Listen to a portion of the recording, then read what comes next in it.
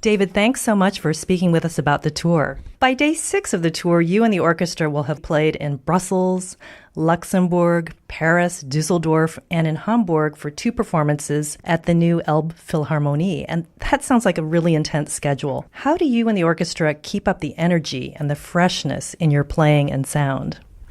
Well, there's a built-in adrenaline rush that goes along with playing on tour. That's one of the great perks of being a member of this great orchestra and to be a member of any of the great orchestras that get the privilege to travel internationally and play on the big concert stages, especially if it's London or Paris or this new hall in Hamburg. We might be tired during the day, having just gotten off a plane and maybe had a late night before coming off stage, being in an airplane. But when it comes time for the concert, there's an incredible institutional pride and excitement that it happens year after year. It never wanes.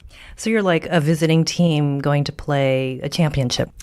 Absolutely. I'm watching lots of sports playoff rounds these days and watched hockey and basketball and then a few months ago football and our beloved Eagles. And, I feel like I can almost predict when the team is going to be extra jacked up, when they're going to be a little flat, when they're going to be a little tired. Oh, if they traveled to 3 time zones. It's very much the same as what we experience. We're really very much like athletes. You spoke about late nights. Do you enjoy some of the nightlife after concerts? Oh, absolutely. That's one of the wonderful benefits of going on tour is that you don't have to feel guilty going out late at night and being away from your family. We're all together. It just goes hand in hand with that adrenaline rush of the concerts. Afterwards, there's no way we can go back to our hotel room and just fall asleep. We're ready to celebrate. And so that's one of my great joys is I do extensive research in every city before we go. And I find little out of the way, maybe a gastropub or something like that. And I have a group of friends, colleagues, and we'll go and we'll enjoy a wonderful meal, some great wine or beer, whatever's local. We're always looking for something very, very indigenous to the area. We come home and get as much sleep as we can in the hotel and then get up in the morning, quickly pack our bags, and we're off to the next place. That sounds like too much fun. Speaking about families, what is it like to leave your family for so long when you go on tour every year? Leaving family has definitely evolved for me. When my 2 girls were very young and my wife had 2 in diapers, it was heart-wrenching and I felt so guilty.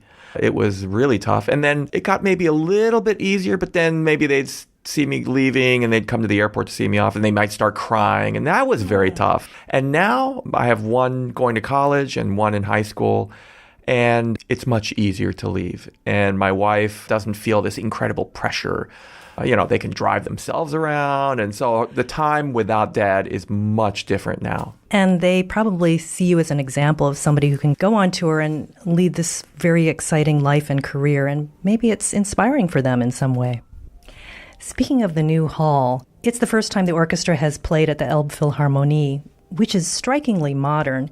How do you prepare for going into a brand new hall? Do you have to listen in a different way? When we're on tour, we're changing halls all the time. And some of them could be an old theater or an opera house, kind of like the Academy of Music, which may not have such great acoustics, or maybe a sparkling new concert hall like the Elbphilharmonie. And so our eyes and ears are constantly peeled. We also have a wonderful advantage in that Yannick conducts in Europe a lot and has for many years guest conducts and also his Rotterdam Philharmonic.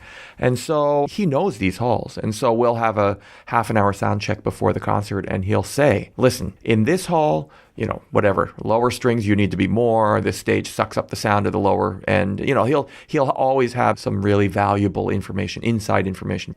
Well, that's so interesting. Do you have extensive rehearsals in the halls where you go to perform, or is there just not enough time? Traditionally on tour, we have the traditional first day full rehearsal.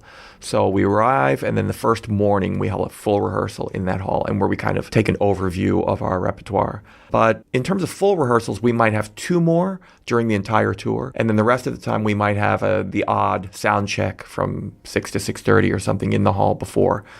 But other than that, you just go on stage and act like you know what you're doing. What's it like to bring Leonard Bernstein's work to Europe and to Israel? This year on tour, we are celebrating his centenary. And of course, he's one of the great American composers. Any thoughts on that? We're fortunate as an orchestra to have the opportunity to program anything we want, Candide and big oratorios and symphonies and all the concerti, some of which are very expensive for an orchestra to produce. But then there's an added layer, and that is to be able to take it on tour. But then to take it to Israel, it's over the top. And that kind of thing leaves many of us shaking our heads in wonder. We just can't believe our good fortune to be playing Bernstein in Israel, 100th anniversary, with the Philadelphia Orchestra. It's just, there's so many layers of wonder. That's so fabulous. Well, thank you very much, David. Good luck on the rest of the concert and the rest of the tour. Thank you, Deb. Keep tuning in.